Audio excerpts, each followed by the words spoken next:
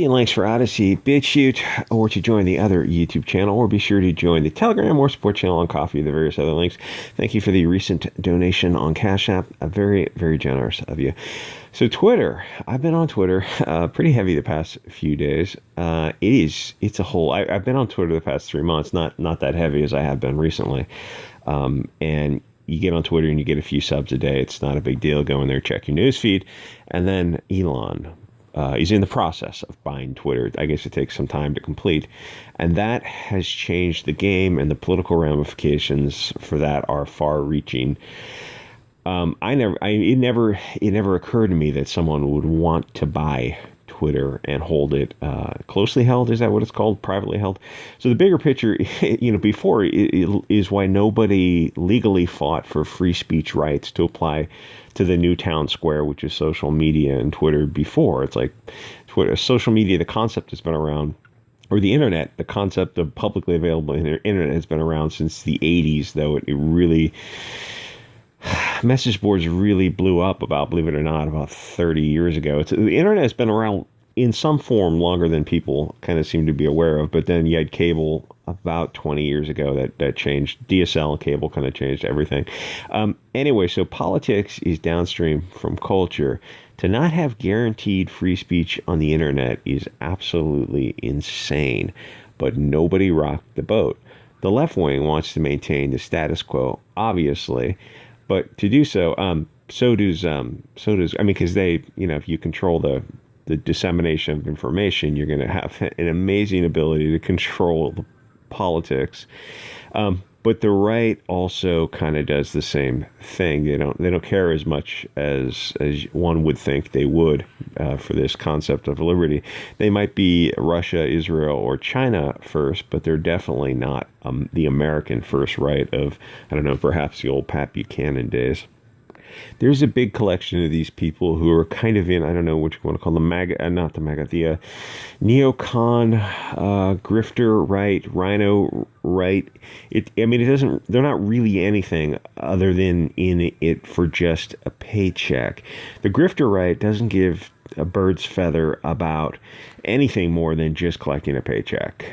And to be fair, obviously there's Nancy Pelosi and who's Omar? No, the woman who pretended to be an Indian. They're worth insane amounts of money. Obviously, there's grifting on the left. Actually, to be fair, there's more grifting on the left. There are people on the left who are like, you're not worth $140 million. And if you follow Nancy Pelosi's stock trades, like you didn't get worth $140 million through anything other than insider trading, which is a breach of your fiduciary duty to whoever else was involved in the stock trades at the time, but also to the electorate. So the thing is, the grifting right is actually worse than the left because the left is the opposition. The right is supposed to be on your side, but they're also the opposition, but they're more subversive about it. Every time some grizzled old-timer tries to tell somebody younger about wings of the same bird, and you're young, it's like it doesn't quite click in a way that as you get a little bit older, you look at them like, oh, they're just the same pigs at the same trough. There's no concept of... Well, there's no nation in a commercial zone, so there's no in that regard. There's no saving America. There's only a splitting off. That would be the best thing that could. Anyway, there's maybe a handful of people on the right who try at least somewhat. Boebert, MTG, DeSantis. They're not based, but they're like the MAG. They're what satisfies the MAGA normies. They do try somewhat. They do raise some important issues. They know America is completely screwed because of that commercial zone concept.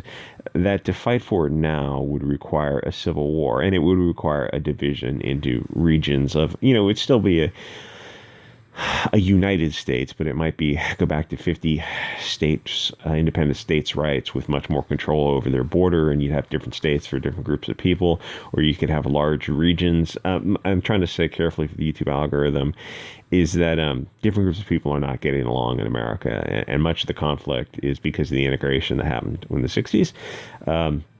that's kind of a failed experiment. It's like you can just go back the other direction. It's people don't want to be around each other. It's not an insurmountable hurdle to just say, okay, we're going to have different states for different people, or different regions, different geographic. Oh my God, you're literally saying segregation. Yeah, I think most people would be on board with a peaceful division of just, geographic areas.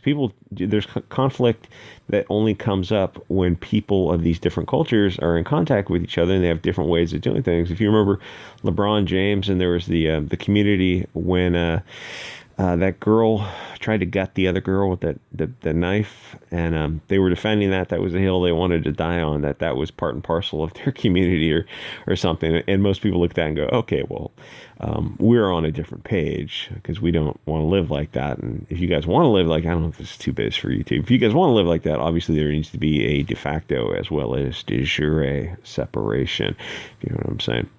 Anyway, the fat cats in office, doesn't matter if they're left or right. I mean, the funny thing is left and right fights on Twitter so much, Antifa and the fascists or whatever.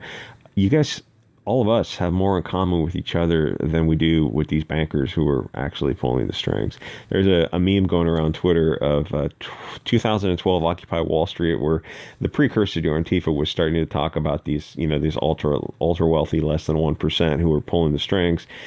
And then a few years later, that ultra wealthy, those banks were suddenly funding Antifa. Now everything's focused on ethnicity, race, and tribalism, instead of the disparity between wealth. And it's like, if anything could unite the far left and the far right, and I mean the furthest groups, would be to simply realize, like, yeah, we simply have more in common with each other than we do with these Soros, Rothschilds, and Schwabs, and these people who are pulling the strings and running these banks. And I mean, go check out the whole concept. I mean, that's the banking issue is kind of it's a related issue, but it's a much longer topic, and it's probably better found on World Truth Video. You got a lot of brainwashed people, but if anything, there's a time for the far left and the far right to come together, because the far left and the moderate left is got to be looking at the situation now and realizing this is unsustainable. You got Biden in office; it's not who they want. He's out of his friggin' mind, and things are just collapsing in on themselves. Every blue city that has how do I say this? Every blue city is essentially being run into the ground. The crime rates are just out of this world. They're going to be this year's crime stats. If the FBI, if they decided to report them to the FBI, and the FBI chooses to show us those crime stats, they're going to be reaching new highs. Just if you want to see what's going on in the world, watch the YouTube affiliate stations, like enter cities and then enter like ABC and Fox and sub to all those channels and watch like the local city news, not the national news, and you'll see what's going on. And it's a country that is just imploding. If you get different groups of people who have different standards for conduct, there's no point in trying to maintain multiple groups living together according to different standards. It's just kind of, it devolves to the lowest common denominator, and you kind of have to usher in a police state, militarized police, to live together. And it's like there's higher trust groups of people who don't want to. This is too base for YouTube. Higher trust groups of people who don't want to live like that. And not to glow from orbit, there is so much wrong with the situation now. And I don't even care about saying this, because I realize, like, it's it's not just tinfoil hat hyperbole. It's, you look at this situation now, and it's just this dark star collapsing in on itself. I can't imagine fixing this and maintaining the present structure. Hopefully you can simply do it peacefully and legally with constitutional amendments to allow a separation into different regions for different people. The thing is, the situation now is, it's too big, it's too cumbersome, and it's too corrupt. And to be 100, keep it 100 with you, it's the diversity is a massive issue, because diversity automatically equals conflict. It's the biggest psyop in the past 20 years, that phrase, diversity is our strength. That's just such a monster lie. Nobody ever raises their hand. Reporters ever raise their hand and go, where is that true and where has it been not true? It's like, where is it true? Nowhere. Where is it not true? Through all of history. Diversity just guarantees failure, and that was kind of what it was intended to do. So Elon is in the process of buying Twitter. It takes a few weeks or something. And like magic, the censorship and shadow banning has disappeared overnight. I went from a handful of mutuals a day to, as soon as the shadow banning wore off, it was like 50, then 100. And yesterday it hit 250. Today it already hit 250. Everyone on the I go, this is crazy. This is amazing on Twitter. Someone goes, because the icon's some hot chick with her boobs out. Someone goes, yeah, it's the icon with the boobs out. And I thought, oh yeah, you're probably right. And then I thought about, wait a minute, I had the icon the whole time. For sure it helps, but it's the threat of Elon coming in that removed the shadow banning. Because even with that same big boob silly icon, it was like, 10 a day or something. And like it went from 10 a day to 250 a day for some tiny little account. That's a very insane amount of shadow banning. And to be fair, the white pill was, you had a lot of people on the right who flooded into Twitter because they heard that the situation has changed, and it actually has changed. I don't know how long it's going to change, or what's going to happen when he fully takes over. People are still getting kicked off if they're getting too crazy. Like you're not able to say certain things, but there's a whole lot more free speech. And everyone on the left wing lost followers, like all the big left wing. Who's that? I just people who are like not only the political guys, but people who are known on the left wing circles. I don't even remember some of their names. The guy Hogg, he goes, I lost 5,000 followers because you had a bunch of people on the left who left Twitter and they decided to go to, I mean, you can just alternate social media. So you had a few million people left Twitter, but I suspect you had more right-wing people. The Groypers are just, just amazing. It's growing. It's just growing so fast. And as it turns out, people on the left are really opposed to free speech.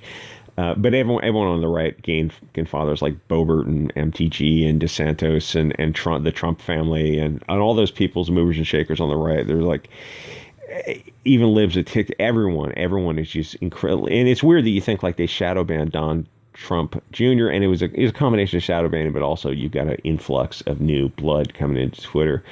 Right-wing people just rush to join the platform and get their voices heard. And the concept of like Twitter being undervalued because of mismanagement, that kind of makes sense because Twitter had kicked off so many people on the right, censored people, shadow banned people, that it became a left-wing platform. And people went to Gab and they went to Telegram and a bunch of other sites, which it was good for the right in some way because it was those sites are much further to the right than Twitter.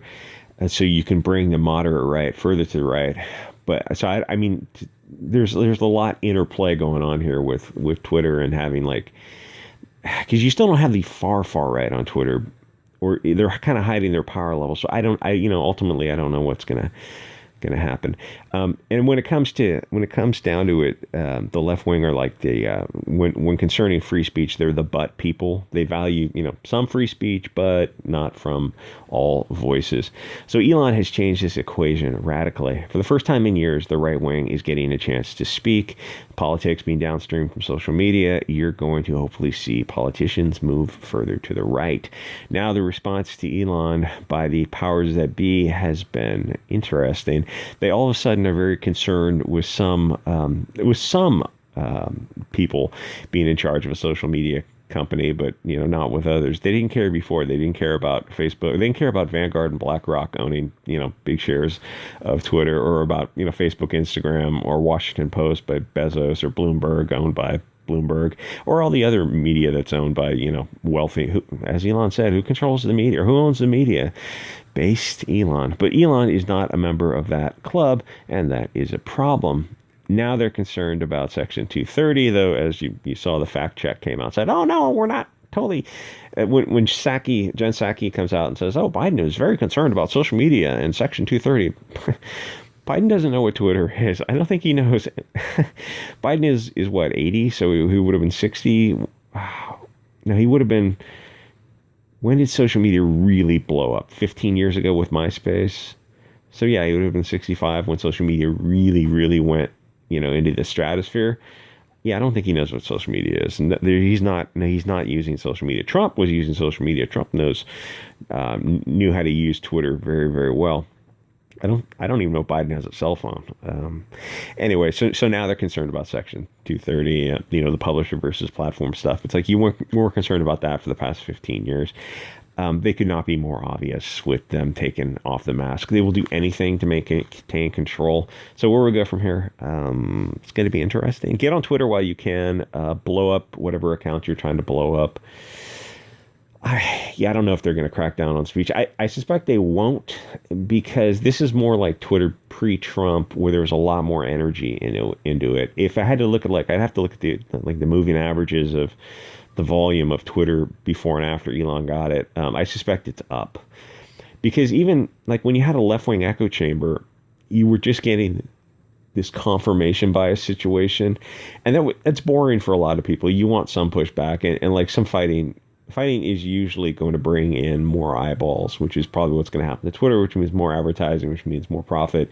So they go, he bought that thing at $54 a share, and some people said it was overvalued, some people said it's undervalued. I look at it and think, yeah, I think it was undervalued, because Twitter was willing to lose money on the company as long as they had control of the narrative, it should be terrifying, because it's a multi-billion-dollar company.